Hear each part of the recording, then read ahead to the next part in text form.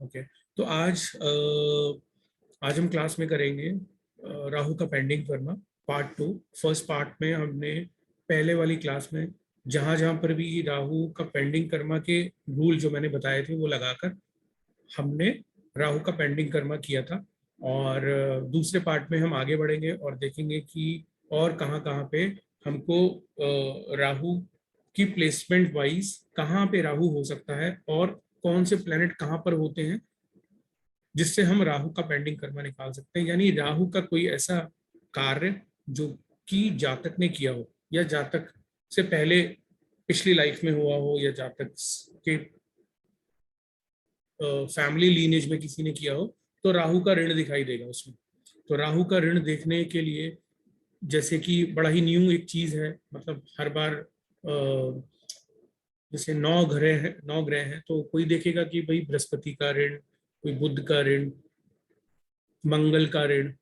चंद्रमा का ऋण, मगर राहु केतु का भी ऋण होता है। तो राहु केतु के ऋण को समझने के लिए जो भी हमने चार पहली वाली ग्रामर क्लास की थी, आई थिंक 4 या 5 की,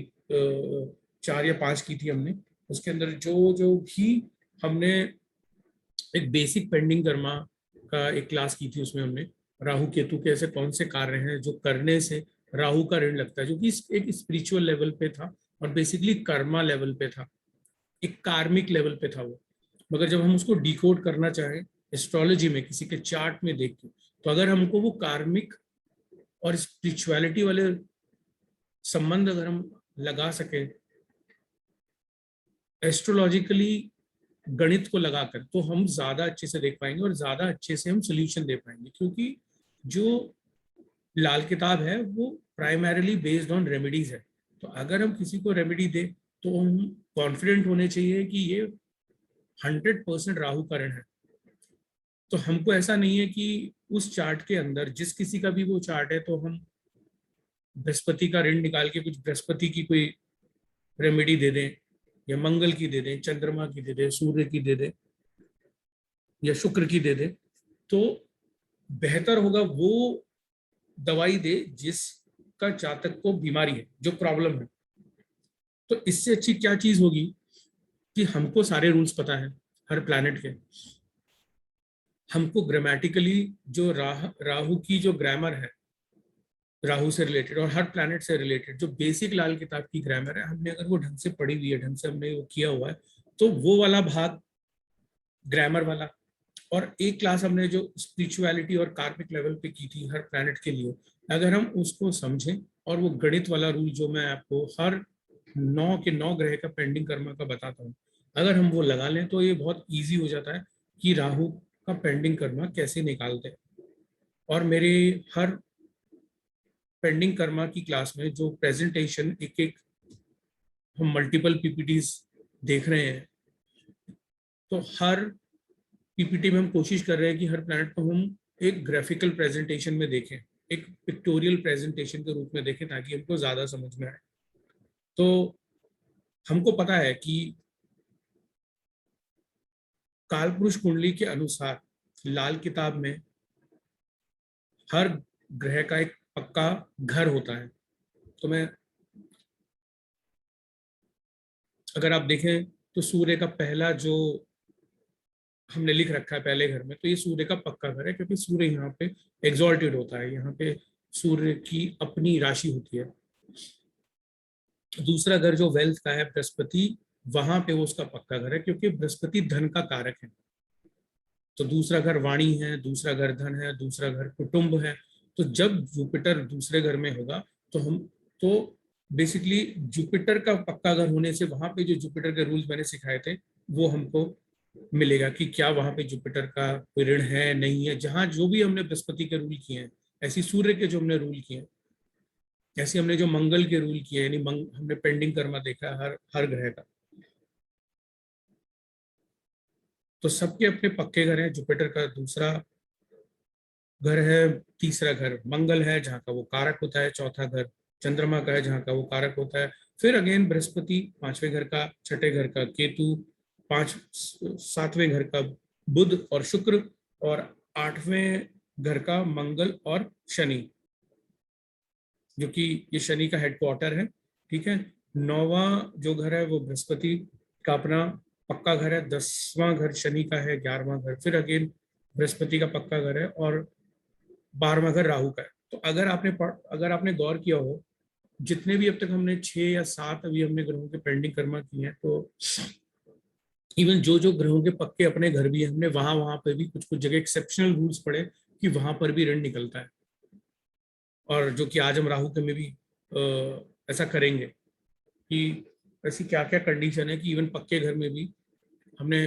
कुछ देखा कि ऐसे क्या कॉम्बिनेशन निकल के आते हैं कि वहां पर भी वो ऋण निकलता है।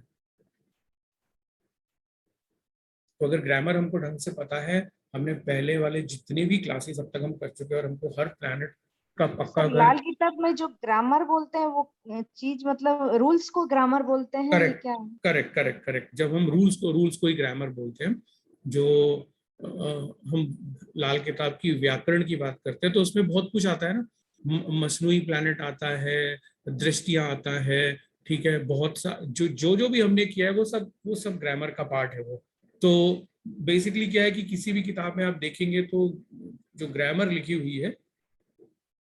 तो अगर ग्रामर जनरली हमको याद नहीं रहती है, ग्रामर इज लिटिल डिफिकल्ट, और ग्रामर तक के बाद ही लाल किताब को छोड़ दिया जाता है, उसके बाद थोड़ा डिफिकल्ट हो जाता है। पहली बात तो ये कि ग्रामर लिखी हुई है मगर ग्रामर याद भी नहीं रहती है, क्योंकि बहुत हैवी टेक्स्ट है लाल किताब,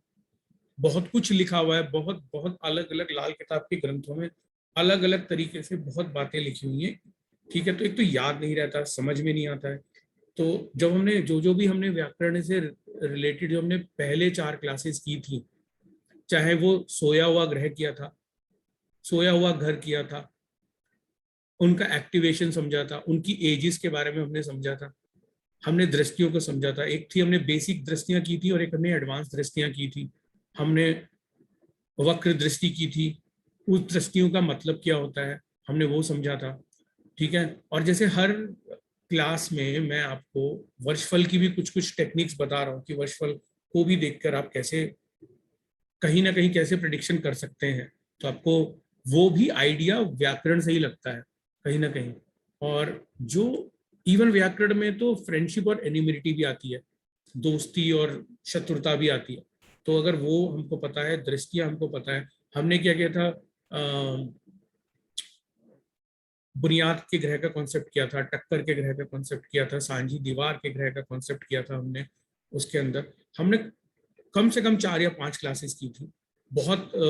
कम से कम 2-2 ढाई घंटे की हमने एक एक क्लास की थी। तो जैसे मैं हमेशा कहता हूँ कि मेरी क्लास में अगर 4 से 5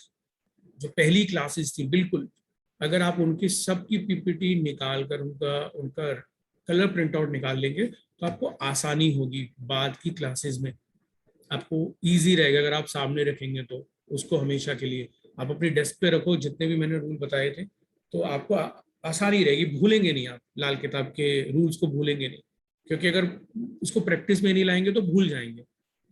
तो अगर इसको प्रैक्टिस में लाएंगे तो सबसे बड़ी बात है कि तो आपको देखिए, किसी का भी चार्ट देखते हैं ना, तो सबको लगता है कि देखिए कई कई कंसल्टेशन आपके पास सिर्फ इसलिए आएगी कि आपसे वो पेंडिंग कर्मा जानना चाहेंगे। अगर आपको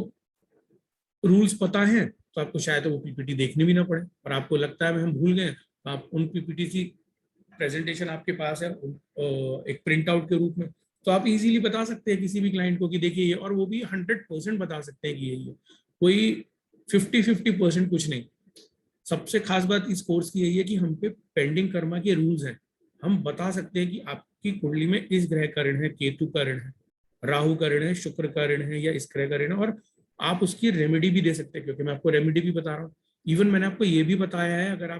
अगर आप गौर करें तो मैंने इवन ये तक बताया कि वो जो पेंडिंग कर्मा है वो एक्टिवेट भी कब कब हो सकता है,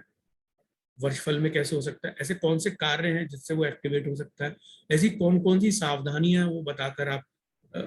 वो भी बता सकते हैं आप क्लाइंट को कि इन कार्यों को बचें, इनसे करें, क्योंकि हो सकता है आने वाले साल में कहीं ना कहीं वो एक्टिवेशन में आपको दिख रहा है। क्योंकि वो जो रूल है वो डेफिनेटली वर्षफल में भी लगेगा, क्योंकि आप जितना डीप डाउन ले जाएंगे ये तो आपके ऊपर है। देखिए बेसिक है एक नेटल चार्ट का पेंडिंग कर्मा का रूल, तो वो वहां तक लिमिटेड नहीं है, आप उसको वर्षफल में लगा लीजिए। तो जब वर्षफल में वो कॉम्बिनेशन आ जाएगा, मान लीजिए नेटल में नहीं है, मान लीजिए राहु का पेंडिंग कर्मा यानी राहु का ऋण हम जब बात कर रहे हैं, वो नेटल चार्ट में नहीं, लकीली। और आपके पास जब क्लाइंट आया, क्लाइंट ने पूछा और आपने वर्चुअल कुंडली देखी उसी साल की और अगली, आपको दिख गया उसके अंदर कि ये रूल वर्चुअल में लग रहा है, तो आप वर्चुअल में उसको आगाह कर सकते हैं, वर्चुअल में बता सकते हैं कि क्या कार्य है करने चाहिए और क्या कार्य नहीं करने चाहिए, और रेमेडी भी बता सकते हैं। सबसे बड़ी बात यह है इस कोर्स में, इसकी खासियत यही है कि आपको जो रूल्स बताए हैं वो आपको ऐसे रूल्स नहीं है कि मैं आपको कुछ पढ़ा रहा हूँ और आपको नोट्स बनाने, आपको सब कुछ पीपीटी के रूप में मिल रहा है, रिकॉर्डिंग के रूप में मिल रहा है। आपको बस इतना ही करना है, उनका आप प्रिंट आउट निकाल लें, अपने पास रख लें और उसको प्रैक्टिस में लाएं। आप अपने फ्रेंड्स जितने भी हैं, फैमिली मेंबर्स हैं, उनके चार्ट में देखें, एटलीस्ट पेंडिंग कर्मा ढूंढने की तो कोशिश करें क्या है, एटलीस्ट पता तो चले कि क्या है, तो आपको पता चल जाएगा। इवन आप अपने फैमिली रिलेटिव्स जो हैं, जिनको आप जानते हैं, जो अपनी बर्थ डिटेल आपके साथ शेयर कर सकते हैं, और आप मान लीजिए कोई कोई परेशान चल रहा है, ठीक है, या तो कह लो हेल्थ वाइज, या कह लो वेल्थ वाइज, या कोई और कारण हो सकता है, तो आपको कुंडली में दिख जाएगा आपको वो ऋण चल रहा है। आप ऋण का उपाय बता सकते हैं ना, इस ऋण का ये उपाय करके आप उस प्रॉब्लम से बाहर निकालने की एटलीस्ट कोशिश कर सकते हैं, आप बता सकते हैं। तो सबसे अच्छी बात ये ना, पेंडिंग कर्मा पता चल गया आपको, उसका उपाय पता चल गया, और क्या चाहिए। क्योंकि कई बार यही तो होता है, हम क्यों फंसते हैं कि एक तो प्रॉब्लम ये आती है, हमको ये नहीं पता होता कि एक तो उपाय दें तो क्या दें और किस चीज का दें और क्यों दें। इसमें हमारे पास सब चीज के आंसर है, क्या दें वो भी बताएं, क्यों दें वो भी बताएं, किस चीज का उपाय करवाएं हमको ये भी बताएं। क्योंकि हमको क्यों पता है वो तो हमें पेंडिंग कर्मा का, जितने भी मैंने बताया रूल्स, कि वो करना क्या है वो भी मैंने बताया आपको। तो हमारे पास सब कुछ है, बस हमको उसे उसे यूज में लाना है, उसे प्रैक्टिस में लाना है, ज्यादा से ज्यादा उसको प्रैक्टिस करना है। तो किसी भी क्लाइंट का चार्ट देखकर आप ये बता सकते हैं कि ये इस चार्ट में ये वाला ऋण है, इस ऋण का उपाय करके आप इस प्रॉब्लम से बाहर निकल सकते हैं। और बहुत इजी उपाय है, बहुत इजी उपाय है, कोई अगर चाहे तो करके उनसे प्रॉब्लम से बाहर निकल सकता है। तो ये तो हुआ, हमने अब तक पिछले ऑलमोस्ट 10 क्लासेस या 12 क्लासेस में अब तक हमने क्या किया, तो हम उसका एक तरीके से रिवीजन कर रहे हैं। और हम क्योंकि राहु का पेंडिंग कर्मा कर रहे हैं, तो हमारी आधी क्लास जो थी पिछले हफ्ते, वो बहुत बड़ी थी, तो उसको हमने 2 हिस्सों में बांट लिया। तो आज हम रिमेनिंग पोर्शन करेंगे उसका। तो पहले वाले पोर्शन की मैं रिकॉर्डिंग दे चुका हूँ आपके पास, प्रेजेंटेशन पहले ही शेयर कर दी थी मैंने लास्ट संडे ही, तो आप उसको उसको देख लीजिए। और आज हम करेंगे उस पार्ट 2 की, और क्या कॉम्बिनेशंस हैं, कहाँ कहाँ पर राहु जो होता है वो अपने अच्छे रिजल्ट नहीं देता है, और राहु का एक्सेप्शनल रूल। तो पार्ट 2 शुरू करते हैं आज का हम।